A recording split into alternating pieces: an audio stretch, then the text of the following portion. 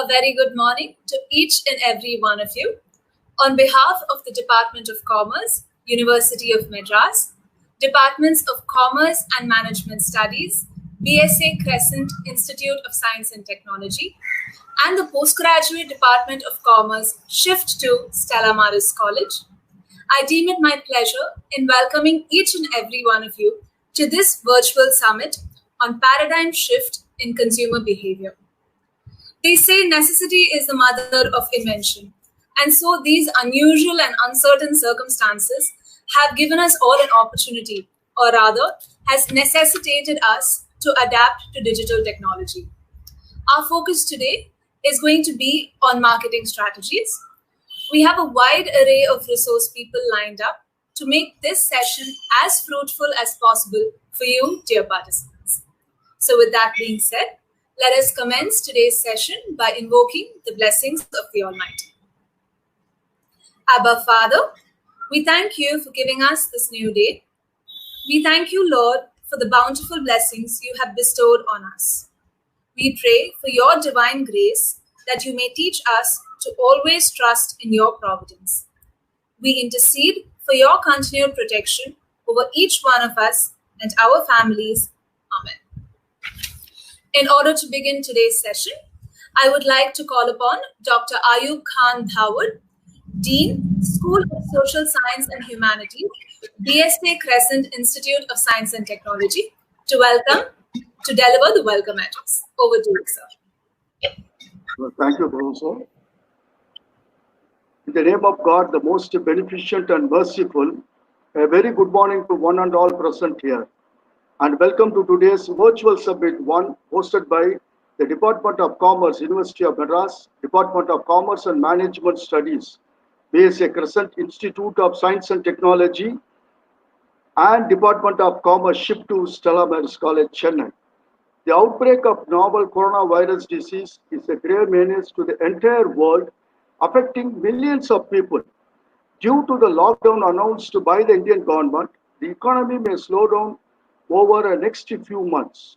For most businesses, the slowdown could be in the form of supply disruptions, fall in consumption demand, and stress on banking and financial sectors.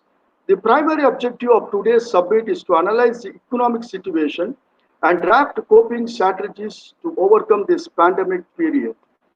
I would like to take this opportunity to express my deep appreciation for our most respected Honorable Pro Vice Chancellor, Dr. A. P. Mohammed, for honoring us to inaugurate the virtual summit one. Dr. A. P. Mohammed, before assuming the most coveted post as a Pro Vice Chancellor of BSA Crescent Institute of Science and Technology, has served in various capacities for Anna University. To mention a few, Professor and Head Department of Textile Technology, Director Center for Affiliation Institutions, Anna University, Director Center for Faculty Development, Anna University, Controller of Examination for Anna University of Technology, Director Planning and Development, Anna University, Chairman Faculty of Technology, Anna University, Chennai. On behalf of the host institutions, I welcome you, sir. It's my privilege and honor to welcome the resource person for today's session, Mr. Rajkumar, Senior Assistant General Manager, Sundaram Learning, Mr. Krishnan Venkat Ramesh, Business Development Consultant, Mr. Samuel Harris, Founder Director Taiki and former Head Post Business Bharati Airtel, Mr. Parvez Alam, CEO and Director Crescent Innovation and Incubation Center, Mr. Abhishek Mishra, Co-Founder Indra Lab, and Mr. Prajwal Karuna, Director Marketing and Rekindle Automations. It is true pleasure for me to welcome the patrons to this event, respected Dr. A. Azad, Registrar, respected Dr. N. Raja Hussain, Registrar from the BA Institute of Science and Technology, revered and most respected Dr. Sister Rosie Joseph, Principal, Stella Madras College. I would like to extend a warm welcome to Dr. Rangarajan, Professor and Head Department of Commerce, University of Madras, Dr. Lima Francis, Dean, Commerce and Business Studies, Stella Madras College, Dr. K. Srinivasan, Dean Management Studies, Dr. Shanmugam, Head of the Department of Management, Dr. Afzalur Rahman, Head of the Department of Commerce from the BSA Crescent Institute of Science and Technology. I take this opportunity to welcome the pillars of this event, the coordinators, Dr. Ganesh, Professor of Management Studies from BSA Crescent Institute of Science and Technology, Dr. R. Shanti, Associate Professor from the University of Madras, Dr. Shanti Ranjit, Head Department of Commerce, Shift to Stella College, and the technical coordinators, Ms. Deepa Shri, Ms. Leelavadi, Ms. Sharanya, Ms. Ankita Anthony, and Ms. Rema Roy. I welcome and express my gratitude to all participants and wish you a very fruitful and productive summit. Thank you for the opportunity. Thank you once again.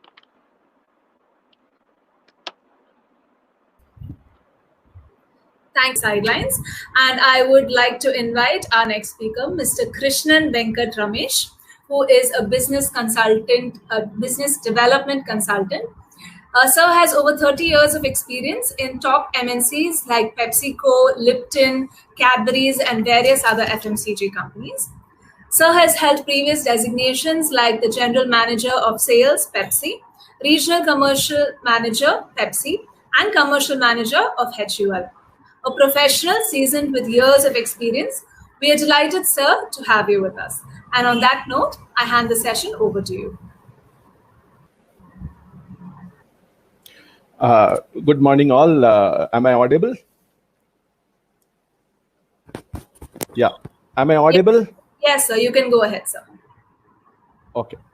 So, with so much of detailing by Rajkumar, for a few seconds, I have to take you all people out of this subject and bring you back sometime, because he has done so much of detailing that he would have filled you with all those ideas. This thing. So I'll talk about the American tennis legend, Arthur Ashe. Okay, he was the first black man ever to win singles titles in Wimbledon, US Open, and the Australian Open. So in the early 80s, unfortunately, what happened was he had to undergo a blood transfusion, and he contracted HIV during a heart bypass, actually.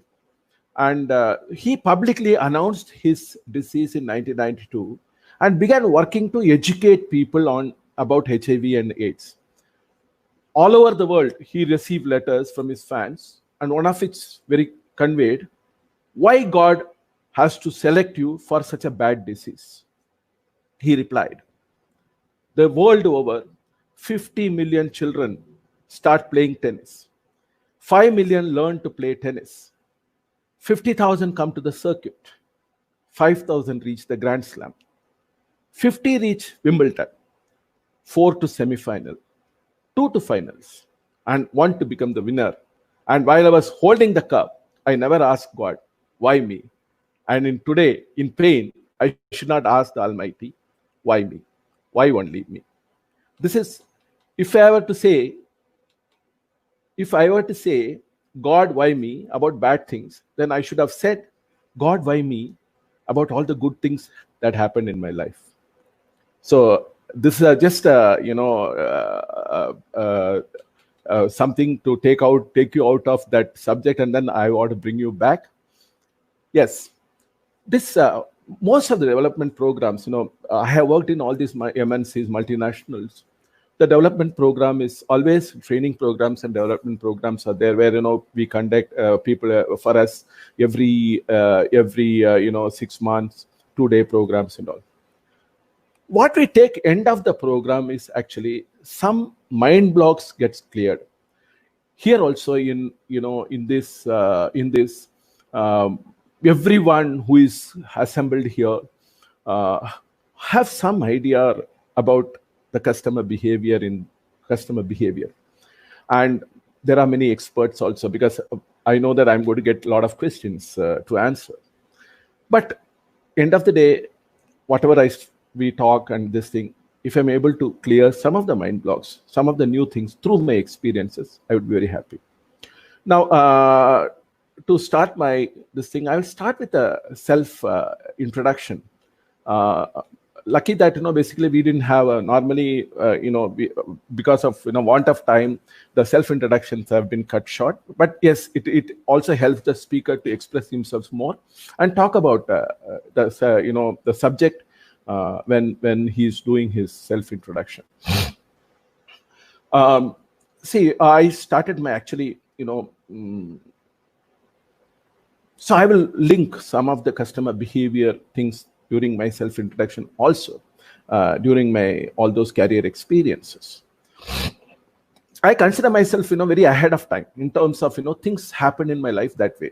Every stage, enabling me to learn life ahead of people, boys or girls, boys or, basically men of my age. My childhood was actually, I was born in Calcutta, a big joint family. Because a big joint family, my parents sent me to my maternal grandmother's place in Nagarkoil. So I did my initial, from 6 months age, I was actually with my grandmother. And so the childhood, I lived with my grandmother. And most important thing, what happened in my life was the bedtime stories my grandmother used to tell, from great epics, from all those Panchadandra. And she will also add some, stories of her own to make me somebody who is, basically know about what is honesty, what is feeling for your fellow people, what is good and what is evil, and what actually helps me even today. Whenever we come to different difficult circumstances, you remember those stories, and you have some solution in mind. After my class 6, I studied in Nagarkoil. Then my parents took me to Kolkata, where I did my further education up to graduation. Kolkata being a city of joy, lot of it inculcated lot of street smartness in me. Being in a lower middle class family, after my class 10 matriculation, I started working also parallelly, studying in morning and evening classes to complete graduation in commerce. Within that 5 years of post-matriculation, I would have worked in more than 50 different organizations, all temporary jobs, leave vacancies. Job used to be like, billing job, labeling job in a newspaper company. Early morning, they have to dispatch all the newspapers to different locations. They have to catch the train, they have to catch the, flights. So the labeling is very important, which bundle is going to which. So these are the jobs, I do. The intention was, basically some support to my family, some support to my studies. And also, basically you have that young generation, young thing, you have the urge to buy some things. So this is how, basically, and my first corporate job, I landed in Lipton after my graduation. Lipton, everybody knows it's a tea company. Okay. But see, what happened was, I joined in a division which is called Animal Feeding Stuffs Division, which is basically making of poultry feed and cattle feed. And that is the first business.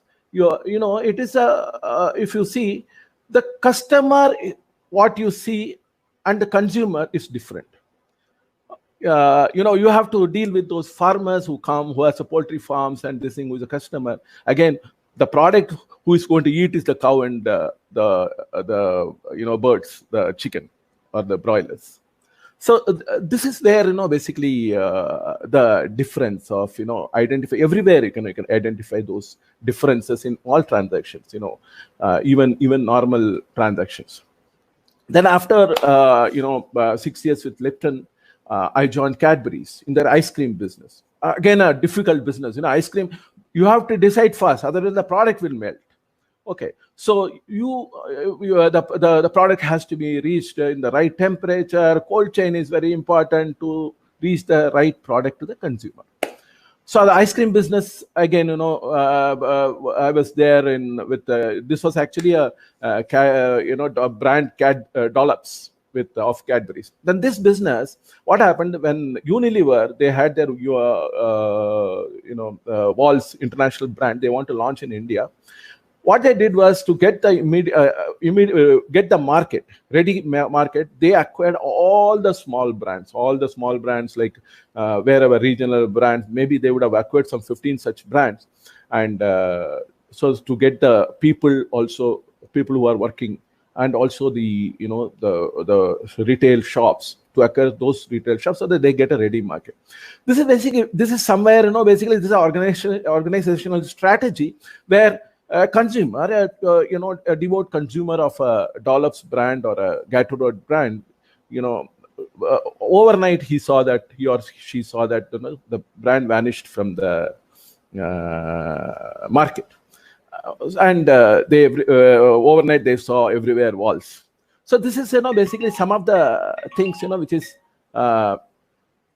which definitely knows the customer behavior or the brand what he wants. He may, or he, it is not to his liking. When an organization takes a strategical call, that brands may or may not be there in the six. And then let me take to the I will carry on with my professional journey.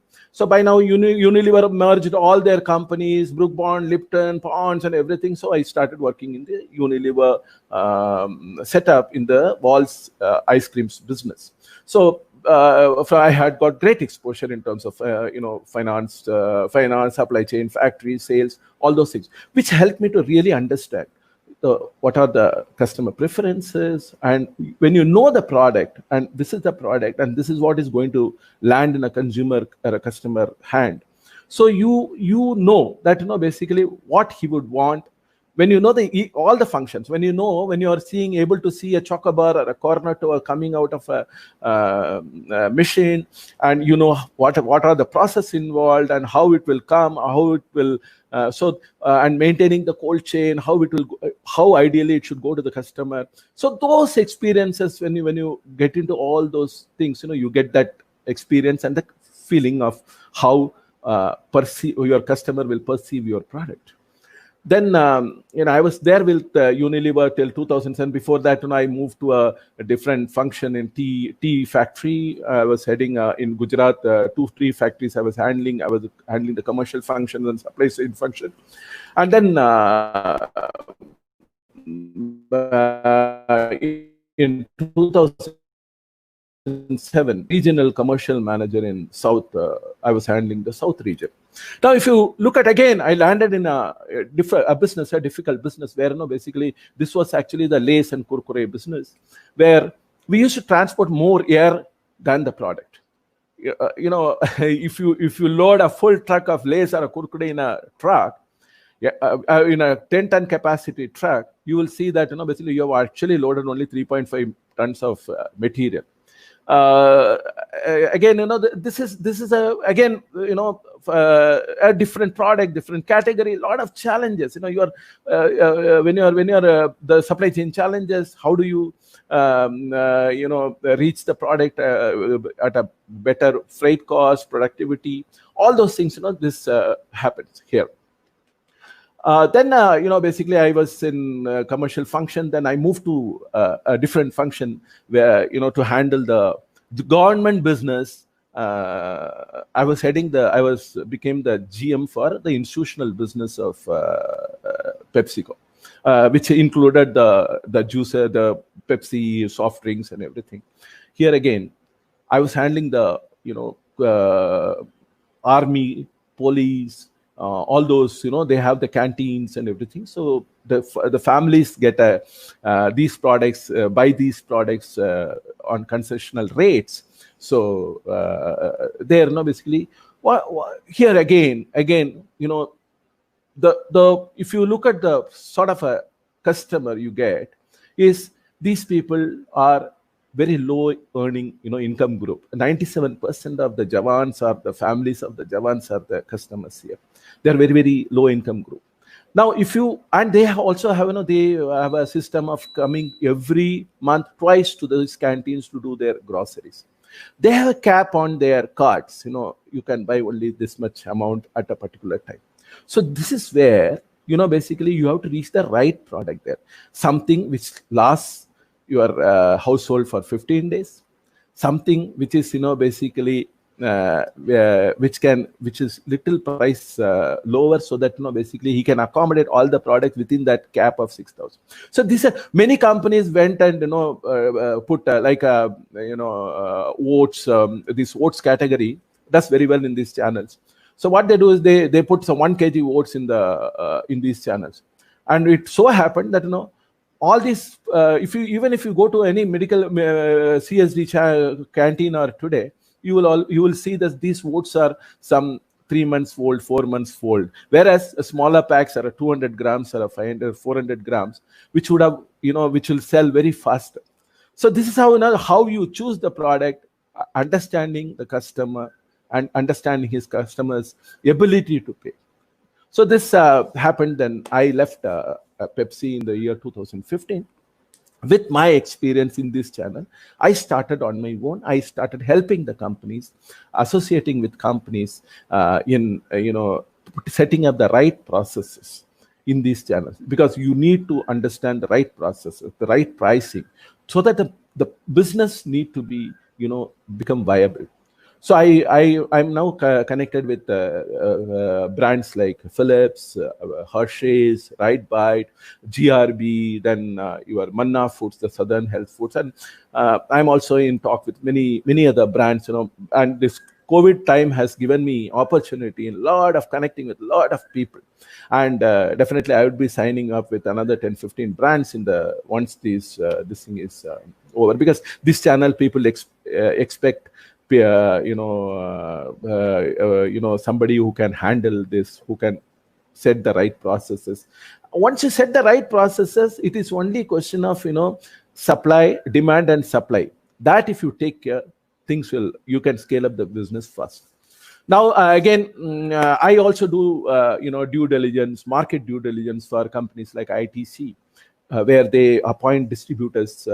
So they want somebody like me who understands the market, who understands people.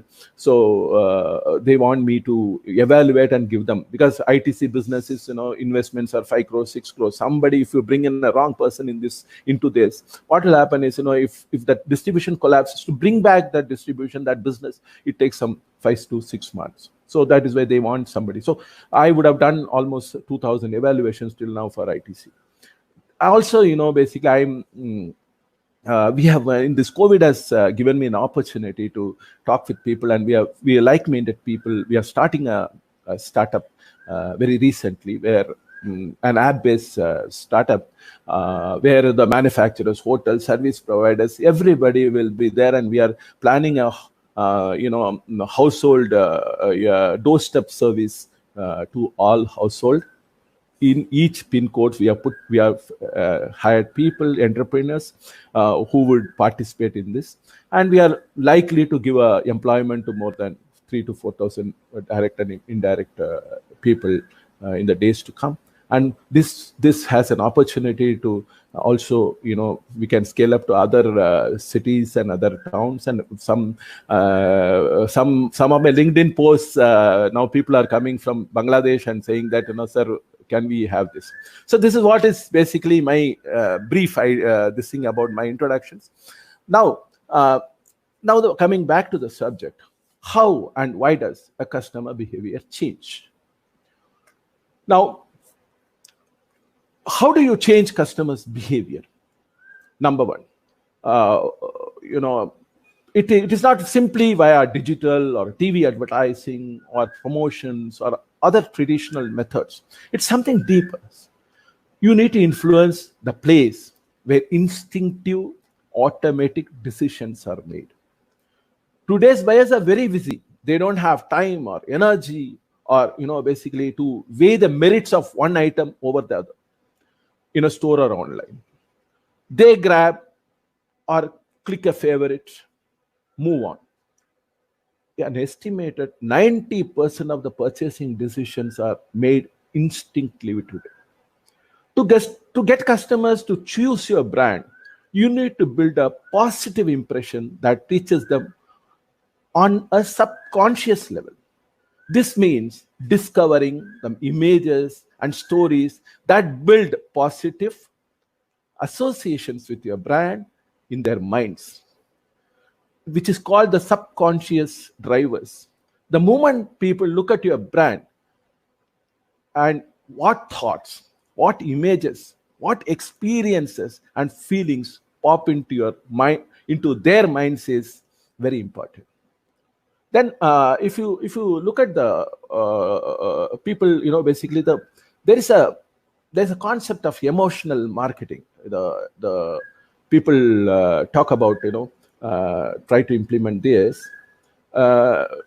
They try to reach the consumers on this level through emotional marketing, which is partly, which is basically, in most of the cases, these emotional marketing efforts have failed. Just taking a buyer on an emotional journey through an ad that makes them laugh or cry is often irrelevant to the brand or a business. Emotional benefits only work if they are rooted in your product experience. So it is very little surprise that many Super Bowl ads, like, basically they give a bowl and, you eat it and all. When the actual product reaches that customer's hand, the ball will be half filled, and you have just, basically killed his expectations. So these are emotional marketings are very, very, we have to be very careful in handling in the current situation where the consumer thinking and expectations are going on. So the key for a customer to feel a positive connection with a brand, it is not to communicate emotions.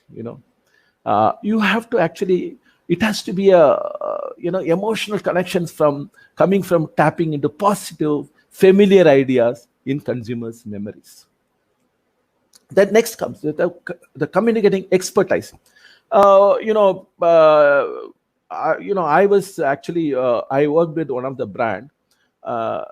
They were doing the communication right, but somewhere there was, the product was not doing well.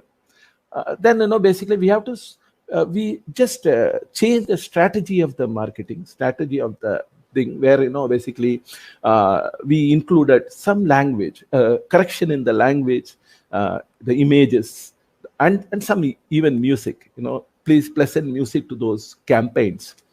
So which basically helped basically to perceive the product on the subconscious level of the consumer, and it delivered good results in terms of, some sales growth happened. There is also, basically in the market, there is a people think that, basically each customer is different. We will do campaigns for each customer. We will differently. Sir, you will add more cost to you, and it will not help. We have to actually focus and treat all the customers alike. Because they are going to take your product, the similar product, which may reach a person in a posh post garden residence, or some house in North Chennai, or something, a lower middle class house. So you have to be, your product campaigning and all those things should be in such a way that you treat all the customers alike. Then only, basically the product will reach mass. A little bit of this is how, basically we these are the things, basically there's change in the marketing strategies people have to bring in to basically understand and to respect the consumer behavior. You have to give a seamless shopping experience. There are some today, there are places where consumer goes, he picks up a product in his this thing, the tray, automatically billing happens. He just walks based on his telephone or whatever this thing. He picks up the stocks and immediately the billing happens. So these are the seamless type of shopping experience today the consumer wants. They don't have patience. They have a lot of other things to do. They have, the social media has kept them busy. They have to attend to so many things in social media. So they require seamless, anything seamless they want. Companies have to go multi-channel, because now this COVID has created earlier, our normal, if you look at the business trends, online used to, any company, if you talk about any company like a bigger companies, who have a lot of products in the FMCG category, if you look at it, like a company like a Unilever, their 3% or 4% used to be the online business. 11 to 12% is the modern trade, and the balance, the 85% or 80% of the business lies with the local kirana, local shop, the chettiar shops, and all this. So, but now post-COVID, what is happening? The people's expectations are changing. They have restrictions to move around. So then basically more on the channel which is they would prefer. So this is what the changes every company needs to adopt to meet the customers' expectations. Nowadays, voice search also, they want in the mobile, they just want product to be, they will tell the product and voice search will come and the product will pop in. So that is also again a thing which has become a trend now. You have to actually build and maintain the customer loyalty. Always not digital. There has to be some human touch to this. Despite these growing digital trends, consumers still want a relatable, relevant, personal experience in the form of, say, information, human interaction. Still, the right personal approach that people look for. Sometimes, a discussion can convince over the phone can convince a customer. The key is to be able to seamlessly combine the two digital and human aspects to have more chances of success. Technology can be used to improve this function. Your customer base can be segmented carefully by analyzing data, and based on this, your customer's experience can be personalized. For instance, your most loyal customer can be identified digitally, and then a personalized thank you note can be sent to them. Health consciousness. This is becoming very, very, very, very, very, very apparently a customer desire. Health consciousness and environmentality awareness. Business should keep in mind that nowadays more consumers consider total well-being and care for the environment to be important. They are concerned about both their external surroundings and their physical and mental health. Sustainability encourages customers to favor a brand more than those that do not promote health and the protection of the environment. For example, in the Philippines, there was a recent study where a growing number of fast food restaurants have refrained from using plastic straws, or appealing to customers who support environmental awareness is very important. So this is the businesses, need to have a deep understanding of customer behavior in order to achieve their goals. Nowadays, the focus is on the integration of technology, but at the same time, we need to maintain the balance between the digital and human touch. The key is to make adjustments according to what your customer want. The best way to do is that by letting them guide your decisions in growing your business. So we will see, these are the basically the thing about the customer behaviors and what we can do. But the reality, if you look at the reality, is what happens is in an organization. Do you think that all the decisions are based on customer behavior? No, it is not. Days of customer is always right is gone today. Yes, sir, you are right, but we can offer you better. That is more relevant today. Do you think a customer always looks at a pricing? No.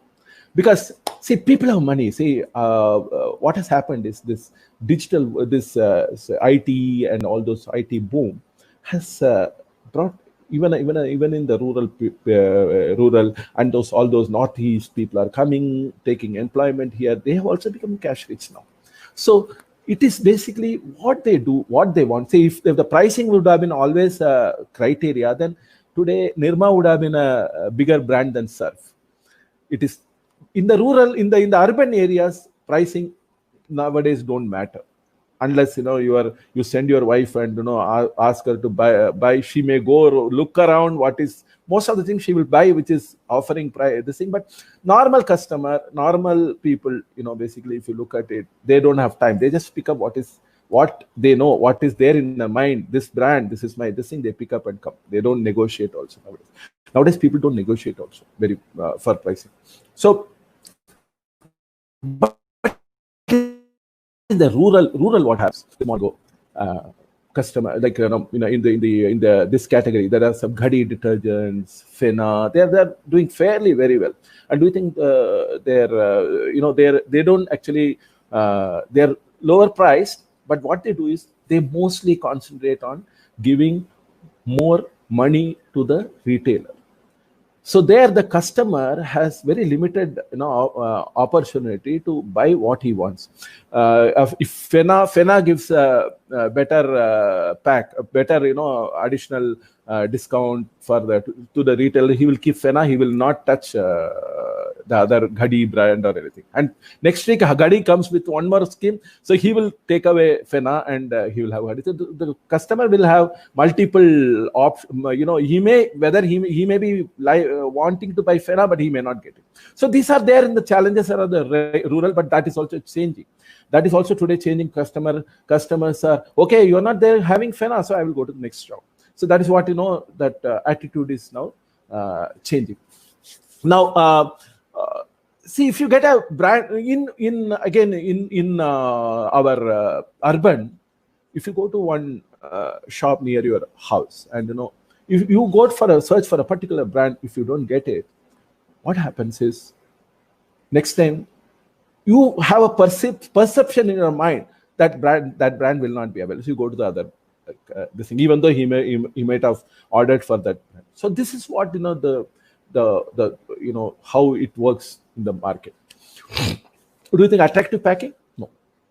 Even attractive packing, because attractive packing, it will help once customer will pick it up, and then basically he will cut.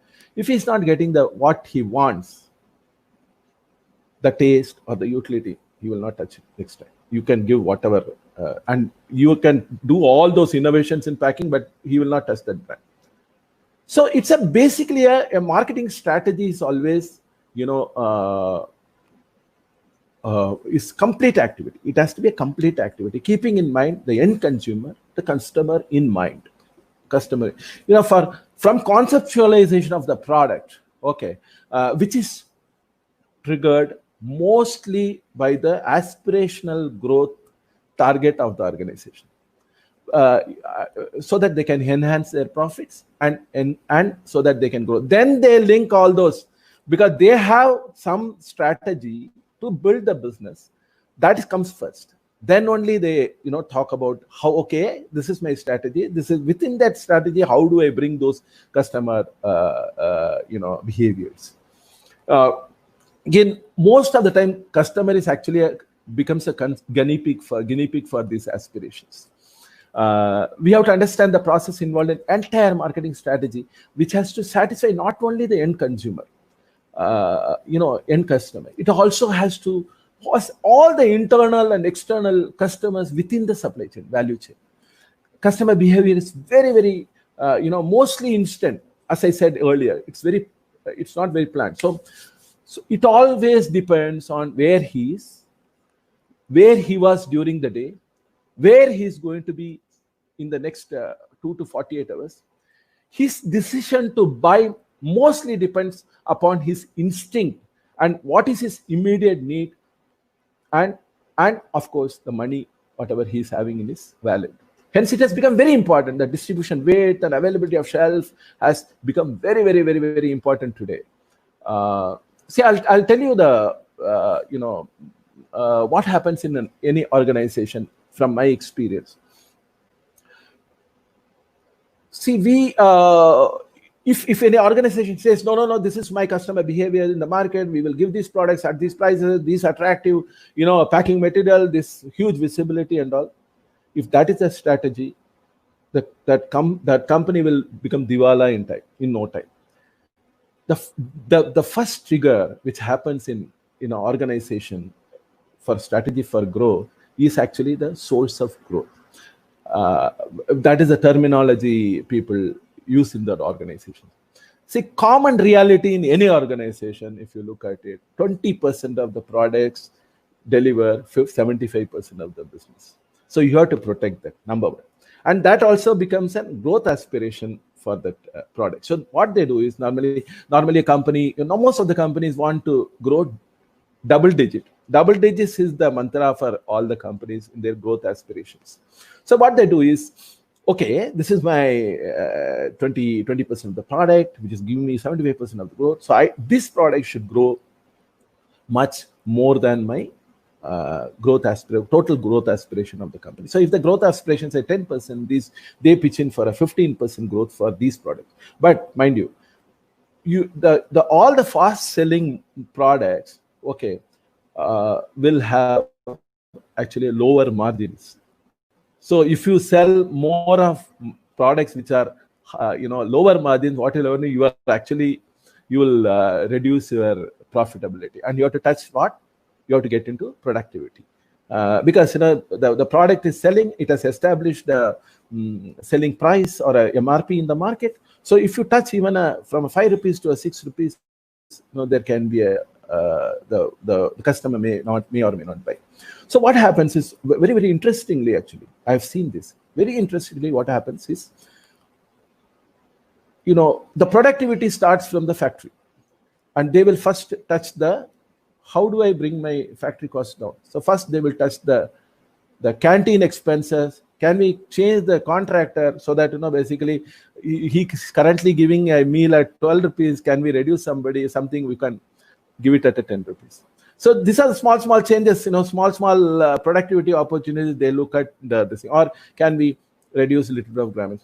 But actual reality is what happens, they will implement it, factory in the implement it. But one week, your market share goes up by 0.25% or 3%. The people in the sales or the marketing, they will go and do a party in 5-star, and they will spend whatever this factory has struggled to save. So this is what in the real organization, so many things happens like this. So the second set, the growth growth driver would be that they will look at the balance. Out of the balance, 80% of the products, the bottom line, which contributes to 10% of the volume, they will say, oh, these products are not doing well, we have to change this. So how do you change it? Here the idea of innovation comes. Okay, these are the 10 products, 15 products, which is which is at the lower pyramid, lower end of the pyramid, which is not giving me volumes. So can we replace these products with something else, a new innovation? Then what happens is, management says, yes, good, innovate. You go to market, get consumer feedback and all those things, and what is the product you have to put? You just want to introduce, so put it, plan for it. So here the management will say, yes, but this product is giving you 10% of the volume currently. It should add to another 5. It should add overall 5% growth to this entire organization aspirational growth. So this is how the second set of products are decided. And the third set of products, which is another 15%, 25% of the products, which is basically the another set. There they will say, no, let it be there. It will support my other products, other SKUs, other this thing. So what we'll do, we will have a very, very soft growth targets. We have 5% of growth in the next year or something. So overall, if you look at it, 75% of the contributor will have a growth plan of around, say, 15%, which is actually, 75 becomes a 86.25. Then 10% of the contributor, which will, basically, which will have which needs to be taken out, and new innovation has to come down, which will have a 5%, which will contribute to overall 5% growth to the organization, which will contribute to 15. So 86 plus 15. Then the 15% of the contributor, which will grow by say 5%, minimum growth, which will have contribute to 15.75. This is how. Sorry, extremely sorry, sir. Apologize to interrupt you, but we're a little hard pressed for time. So just about another couple of minutes or so, sir. Just wanted to keep you. Definitely. I'm just ending. I'm just closing it. Okay. Great. Sir. Thank you. Give me 2 minutes. So this is how the overall business. This is how the overall business of 100, becomes 117, which is again, overall growth of 17%. So this is how, and this is the factor actually decides what product should go into the market, and then they marriage the growth plans with the consumer behavior, and to implement these growth strategies. 17% growth always becomes a non-negotiable in any company. What is variable is different perceptions about customer behavior. Customer said this, he wanted an opinion about this product, will become the thesis in the organization. And strategies are formulated, launch plans are done. Then all these activities changes every day. Most of the plans remains within the office conference room and does not get implemented. Here also a lot of egotism happens in these organizations where people will discuss this plans and everything. You have not told me anything earlier. You have not included me. You have not aligned me. All those egotisms all will happen in this. Definitely, most of the success, people will join together and celebrate. Where failures, people are blamed. So these cultures are actually main reasons for these cultures in organization is this. And all this also sometimes it creates some of the activities create a good team bonding, which HR will go and take a pride and tell every platform that we have done. See, end of the day, everybody's performance is judged only on the constant factor of 17% growth. So this is how organization, the reality of the organization.